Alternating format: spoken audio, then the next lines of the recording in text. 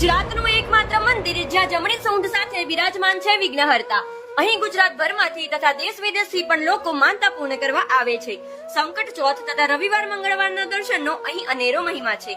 ધોળકાથી 25 kilometre અને અમદાવાદથી માત્ર 60 કિમીના અંતરે આવેલું છે દાદાનું ચમત્કારી મંદિર. ગણેશજીની ઊભી મૂર્તિ ધરાવતું દેશનું એકમાત્ર મંદિર છે. અહીં ઊંધો સાથિયો કરી ગણેશજીના કાનમાં માનેલી બાધા કહેવામાં આવે છે અને માનતા પૂર્ણ થયા બાદ સીધો સાથિયો કરવાની માન્યતા છે. શ્રદ્ધા હોય ત્યાં પુરાવાની જરૂર ના હોય. પણ ઇતિહાસની વાત કરીએ તો આ સ્થળથી 15 કિલોમીટર દૂર ખેતરમાં ખોદકામ સમયે ગણેશજીની મૂર્તિ મળી હતી. આ મૂર્તિ પગમાં સોનાના કડા, કાનમાં કુંડળ, માથે મુગટ અને કેડે કંદોરા સાથે પ્રગટ થઈ હતી.